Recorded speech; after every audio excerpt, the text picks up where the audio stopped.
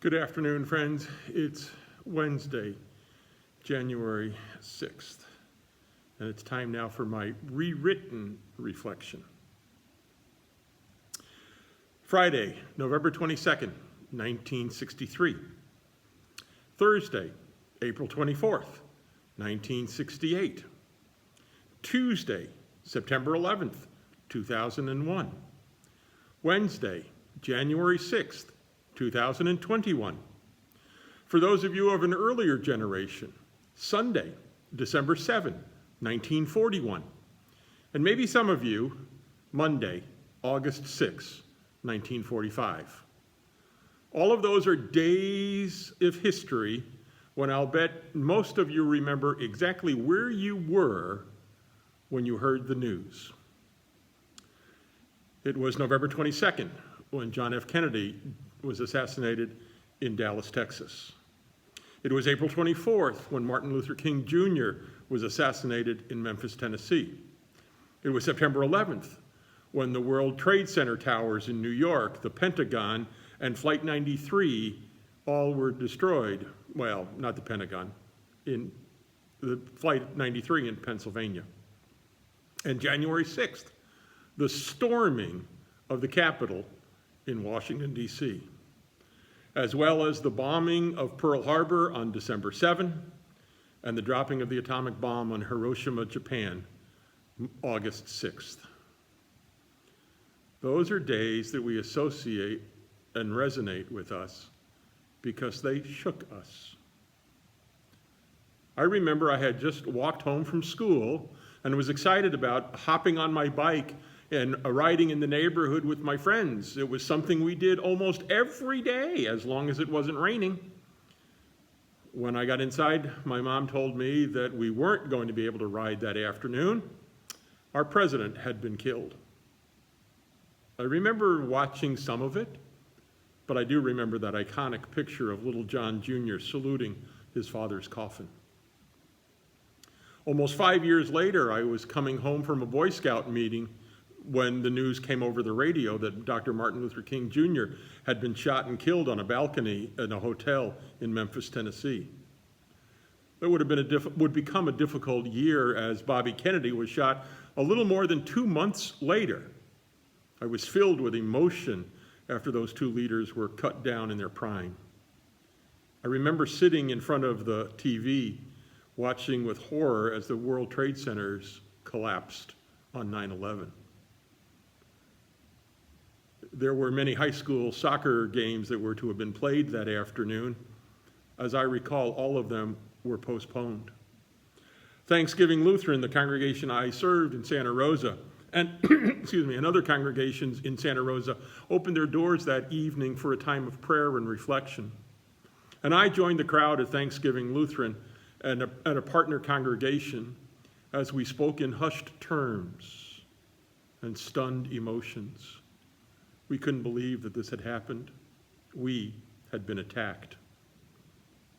That evening, one of the older members of the congregation shared how he heard the news of the attack on Pearl Harbor and the anger he felt, and how his older brother went to the Army recruiting office the next day to sign up to fight. We had been attacked, he said. All of those days started out normal. School, Boy Scout meetings, life just happening. Well, 9/11 was a little different. It happened so early in the morning for us here in California that I remember waking to the radio telling me that a plane had crashed into a tower in New York City. And I thought it was a small plane, and it was a minor accident. This morning started just as normal every day, January 6th. I had prepared my reflection earlier today on focusing on Epiphany, when the Magi, or wise men, meet Jesus after their long journey. I filed the reflection on my computer and then began to do other work, knowing that I would record that reflection later this afternoon. As I was preparing the first session of our Jonah Bible study for tonight, the ticker across my computer screen first told me about the Congress gathering for the certification of the Electoral College vote. No surprise. I knew it was going to be a little contentious, and I knew they were going to start. Another tag told me that Congress was now recessing for deliberation on the Arizona electors. Again, no surprise. Arizona was one of those contested states. And then a little bit later, all hell broke loose, literally. First, there was the notification ticker, followed by my phone lighting up constantly with my Facebook folks posting things, all about the storming of the Capitol. Well, like a moth drawn to a flame, I had to tune in and see what was happening. That was the mistake of the year. I have spent most of my time since, about 11:45 or so, wavering in emotions between full onset anger to disgust, to disbelief, to resignation, to wondering how this could happen. We're supposed to be better than this. We pride ourselves on being the model of democracy. We transition power graciously.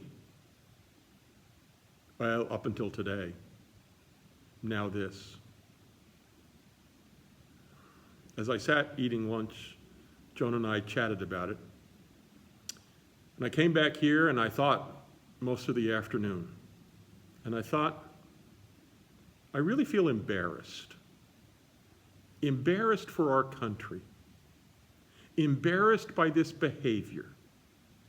I'm outraged also at the injustice. Frustrated by the terms people are using, that these are protesters, when earlier this summer everyone protesting was called a rioter. But that's another whole can of worms for another reflection in terms of how we relate to people based on the shade of their skin color. I have found it difficult to concentrate all afternoon. I'm wondering, when will it end? How will it end? Then just before I left to come here, I read someone had been shot and killed. I don't know who, but a death in Congress, a shot, a killing. Please, this is insane, ridiculous. When will it end? Will there be more violence? I pray not. But right now I don't have a lot of confidence that those who might be listening to God are hearing God. I fear they're only listening to themselves. And I hate to think this, but are they listening to a God different from the God that most of us pray to? As you can tell, I'm frustrated. I don't have an answer. If you expected a clarion call answer from me today, I'm sorry to disappoint you. I'm just, as I say, bewildered. Praying for restoration of truth, justice, and the American way. Where is Superman when you need him? And one last thought. Might this event of storming the Capitol today, might this causing congressional leaders to be anxious and worried and afraid, might this be the moment when those who have been bold in their lies, who have been pandering for votes down the road, reflect on what it means and say, we accept the will of the people who voiced their word on November 3rd this year.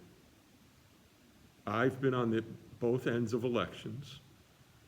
My candidate has won. My candidate has lost.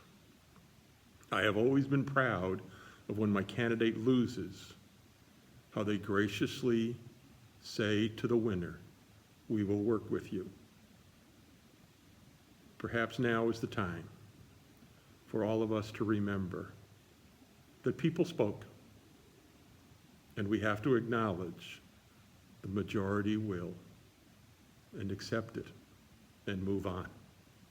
I know I have at various times in my life when people speak, even if it's not the word I want, and we move forward. But we've always done that peacefully. I also invite you to check the ELCA website for Pastor Eaton's, Bishop Eaton's message.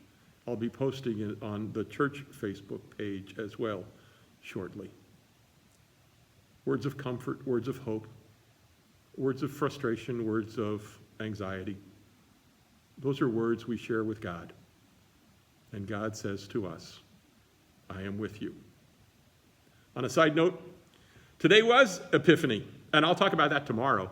But I just want to leave you with a concept that on Epiphany, when the wise men, the Magi, get to see Jesus probably as a 2 or 3-year-old, remember they were warned in a dream not to go back and tell Herod where they found Jesus? And what does Herod do? On Epiphany 2021, maybe there are some parallels we should be aware of. I'll share those tomorrow. Until then, please, please, please, wash your hands a couple of times a day, 20 seconds at a crack. Use hand lotion to keep them nice and soft. Stay away from other people, please. 6 feet, and wear your masks. We need to stop this COVID spread. It's absorbing hospital beds and scary. Please do all that you can. Because as Sergeant Esterhaus wants to remind me in this new year, be careful out there. God bless you and keep you.